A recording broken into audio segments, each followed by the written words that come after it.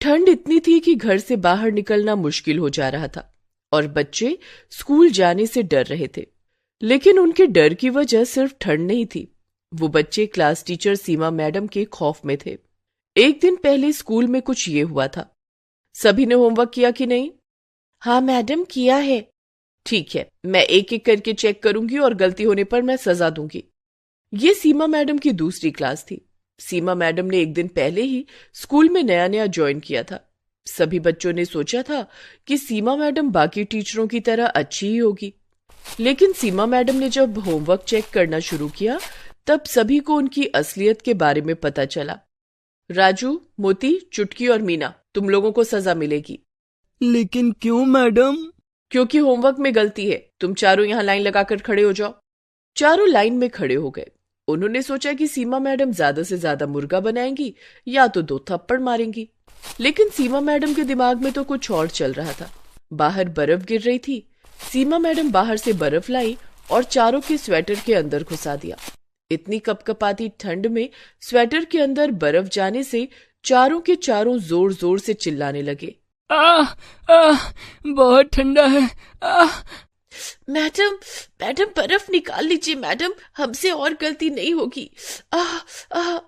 लेकिन सीमा मैडम ने हंसते हुए कहा, बर्फ तो मैं नहीं निकालूंगी और कोई नहीं निकालेगा। ये सजा याद रहनी चाहिए, तब जाकर तुम लोग सुधरोगे। और हाँ, ये बात अगर घर पर किसी को बताई तो और ज्यादा सजा मिलेगी। सारे बच्चे बहुत डर गए। राजू, चुटकी, मोती और मीना चारों ठंड से कांपते हुए अपनी अपनी जगह पर बैठ गए। क्लास खत्म होने के बाद सीमा मैडम बाहर चली गई। तब बाकी बच्चों ने चारों के स्वेटर से बर्फ निकाल दिया। उनको थोड़ी सी राहत मिली। लेकिन तभी सीमा मैडम वापस आ गई। किसने निकाला बर्फ? किसने किया? किसी ने उत्तर नहीं दिया। मेरे मना करने के बावजूद तुम लोगों ने स्वेटर से बर्फ निकाला। तुम सब सजा के ही लायक हो, सबको सजा मिलेगी। ये बोलकर सीमा मैडम ने सभी के स्वेटर में बर्फ घुसा दिया और शाम तक घर लौटते लौटते सभी को जुकाम हो गया। राजू की माँ सुनीता कहने लगी, क्या हो गया बेटा? सुबह तक तो तू ठीक था, अचानक से जुकाम कैसे हो गया तुझे? राजू सब कुछ सच सच बताने जा ही रहा था, लेकिन तभी उसे सीमा मैडम की बात याद आ गई। और हाँ, ये बात अगर घर पर किसी को बताई तो और ज्यादा सजा मिलेगी।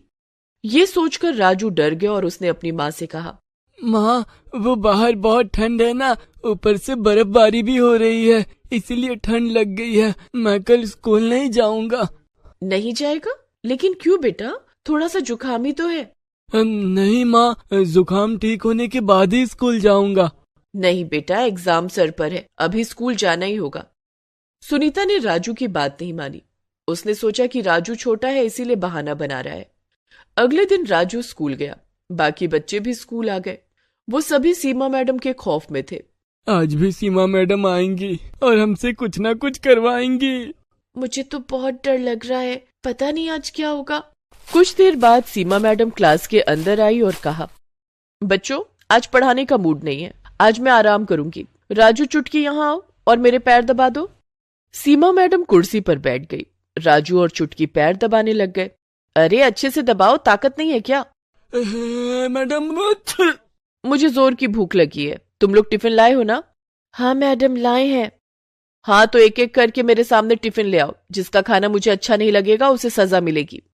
ये सुनकर डर के मारे सभी बच्चों के हाथ पैर ठंडे पड़ गए। बच्चों ने अपना अपना टिफिन लेकर लाइन बना लिया। लाइन में सबसे आगे टीना थी। उसने सीमा मैडम को टिफिन खोल कर दिया। उसमें पूरी सब्जी और गाजर का हलवा था। अरे वाह, पूरी सब्जी और गाजर का हलवा, बहुत बढ़िया, खाकर देखती हूँ। सीमा मैडम ने पूरी सब्जी और गाजर का हलवा खाया और फिर उंगलियां चाटने लग गई। बहुत स्वादिष्ट था खाना। टीना, तुम बैठ सकती हो। उफ, आज तो बाल बाल बच गई। उसके बाद मीना टिफिन लेकर आई। उसकी माँ ने पोहा बनाकर दिया था। टिफिन खोलते ही सीमा मैडम ने मुंह बना लिया। अरे छी छी छी, सारा मूड खराब कर दिया। पोहा कौन खाता है यार? पोहा क्यों लाई है? मीना डर डर कर बोलने लगी, मुझे पोहा पसंद है मैडम, इसीलिए माँ ने बना कर दिया है। पोहा कितना सूखा होता है, पोहा नदी में फेंक दो तो नदी का पानी ही सूख जाएगा। मीना मन ही मन सोचने लगी, हाय आज तो मर गई, मैडम को पोहा पसंद नहीं है। मीना, तूने मेरा मूड खराब किया है, मैं तुझे सजा दूंगी। मीना ने तुरंत रोते हुए सीमा मैडम के पैर पकड़ लिए। मुझे माफ कर दीजिए मैडम, मुझसे गलती हो गई, कल से मैं पूरी हलवा हिलाऊंगी। लेकिन सीमा मैडम को तो सजा देकर मजा आता था। उन्होंने मीना को बाहर भेजा और बाहर से एक बर्फ का बड़ा सा टुकड़ा लाने के लिए कहा। मीना ने वही किया। वो अपने हाथों से एक बड़ा सा बर्फ का टुकड़ा उठाकर अंदर ले आई। उसने सोचा यही उसकी पनिशमेंट थी, लेकिन सीमा मैडम इतनी आसानी से छोड़ने वाली थोड़ी थी। उन्होंने कहा, मीना अब अपना जूता उतार और उस बर्फ के टुकड़े पर खड़ी हो जा। क्या? मैडम प्लीज माफ कर दीजिए ना मुझसे गलती हो गई, प्लीज मैडम। लेकिन सीमा मैडम पर रोने धोने का असर नहीं होता था। उन्होंने मीना को नंगे पैर उस बर्फ के टुकड़े पर खड़ा करके ही दम लिया और उसके बाद एक के बाद एक बच्चों की टिफिन खोलती गई और एक के बाद एक बच्चों को सजा मिलती गई। अंत में सीमा मैडम ने चुटकी और राजू का खाना भी खाया, लेकिन खाना पसंद न आने पर उन्होंने उन दोनों को भी बर्फ के टुकड़े पर नंगे पैर खड़ा कर दिया और फिर डंडे से सभी को मारने लगी। गंदा खाना लाते हो स्कूल में? तुम्हें शर्म नहीं आती? इतनी ठंड में नंगे पैर बर्फ पर खड़ा होना ही बहुत बड़ी बात है। ऊपर से उन्हें मार भी पड़ रही थी। बेचारे बच्चे ये कैसे सह पाते। मीना बेहोश हो गई और गिर पड़ी। उसे घर भेज दिया गया। उसके माता पिता ने भी सोचा कि ज्यादा ठंड की वजह से हुआ ऐसा, लेकिन मीना भी अपनी माता पिता से सच कहने में डर रही थी। वो भी सच नहीं बोल पाई। इसीलिए सीमा मैडम को और ज्यादा छूट मिल गई। वो हर रोज बच्चों पर अत्याचार करने लगी। कभी वो बच्चों पर ठंडा पानी छिड़कने लगी तो कभी ठंड में क्लास का पंखा चलाने लगी। इससे सभी बच्चे परेशान हो गए। 1 महीना ऐसे ही बीत गया। स्कूल प्रिंसिपल को कुछ भी पता नहीं चला और 1 महीने से ये सब सहते सहते बच्चे परेशान हो गए। हमें कुछ करना होगा, ये सब कब तक चलता रहेगा? लेकिन हम क्या करेंगे राजू? मैडम बहुत शातिर है। हम बाहर कुछ भी बोलेंगे तो कौन हम पर यकीन करेगा? हाँ, मम्मी पापा सोचेंगे कि हम स्कूल न जाने का बहाना बना रहे हैं। हाँ, ये सही कहा, हमें दिमाग लगाना होगा। राजू घर चला गया और उसी दिन विदेश से उसके चाचा लौट आए। उन्होंने राजू को एक पेन दिया।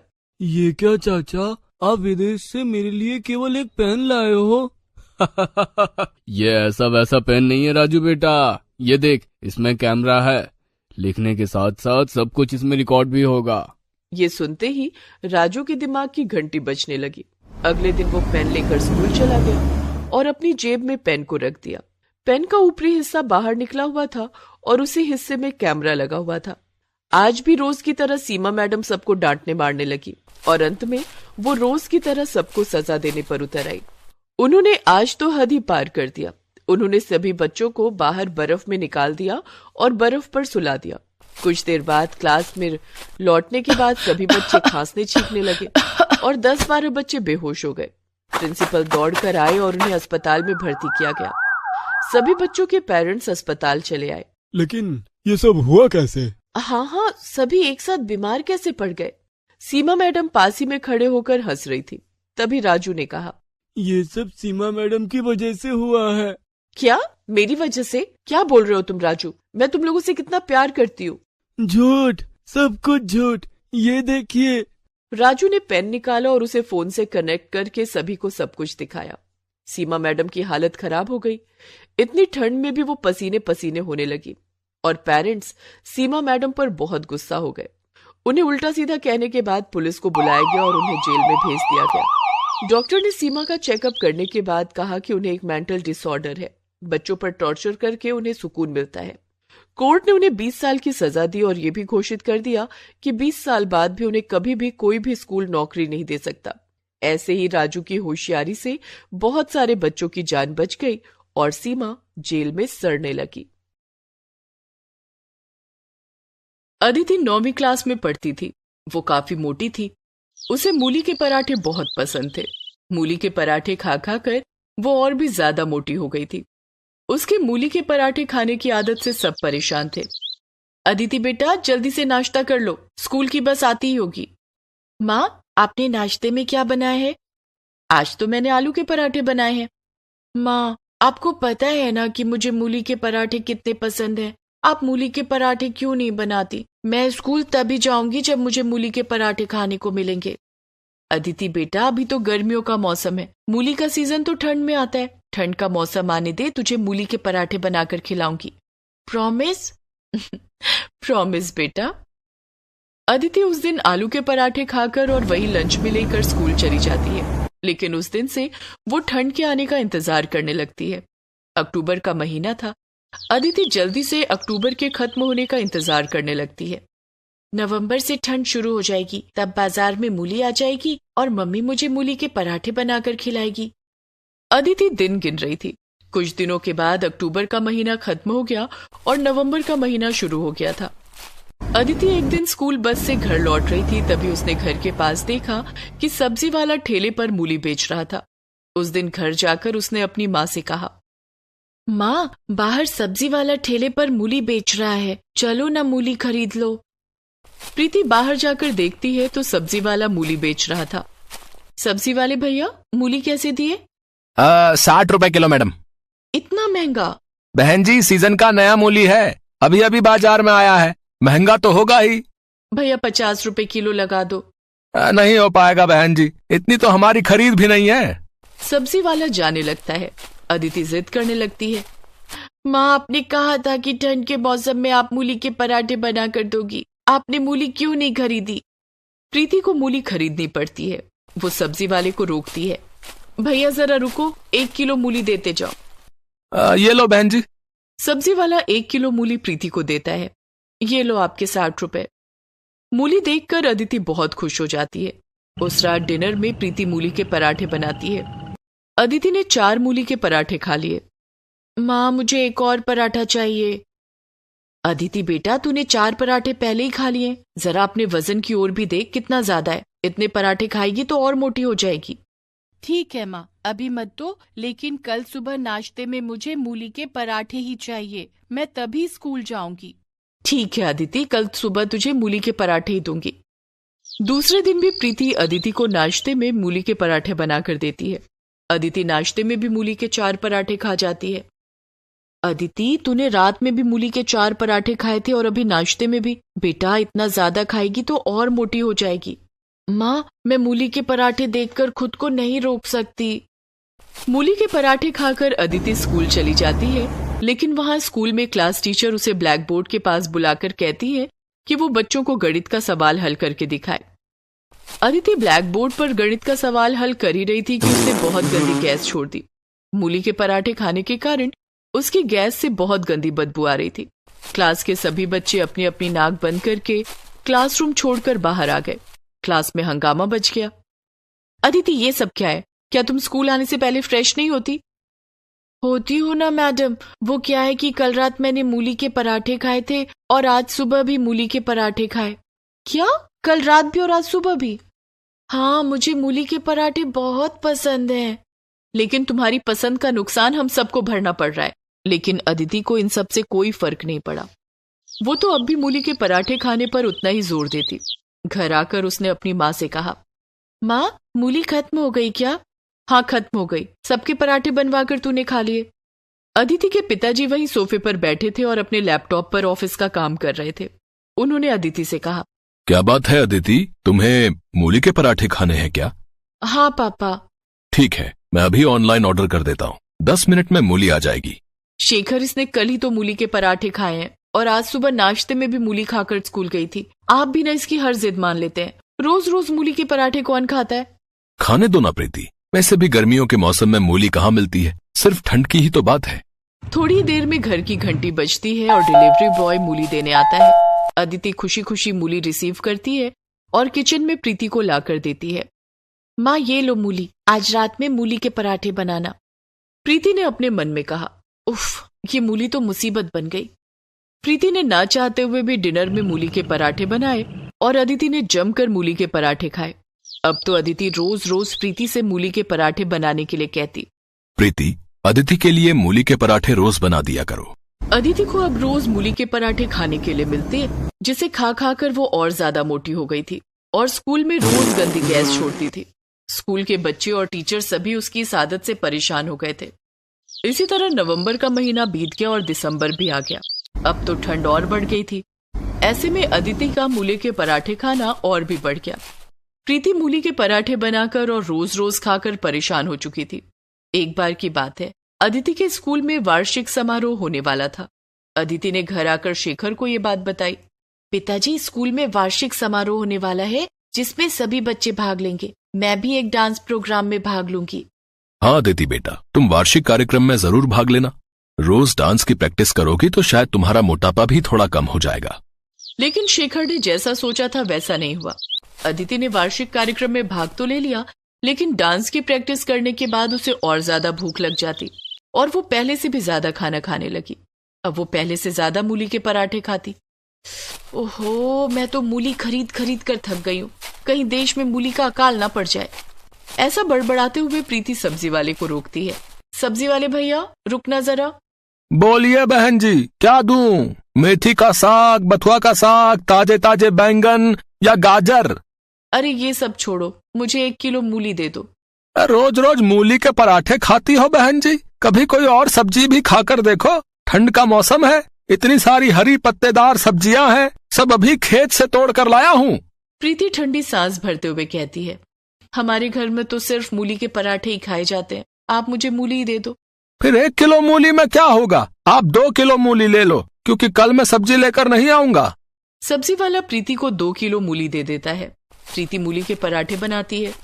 इधर अदिति का वार्षिक कार्यक्रम नजदीक आ गया था। माँ, कल हमारे स्कूल में वार्षिक कार्यक्रम है, आपको और पापा को स्कूल आना है। ये रहा पास, ठीक 11 बजे आप दोनों स्कूल आ जाना। ठीक है अदिति बेटा, मैं और तेरे पापा स्कूल आ जाएंगे। माँ, कल नाश्ते में मूली के पराठे बना देना और मुझे लंच में भी 4 मूली के पराठे दे देना। ठीक है।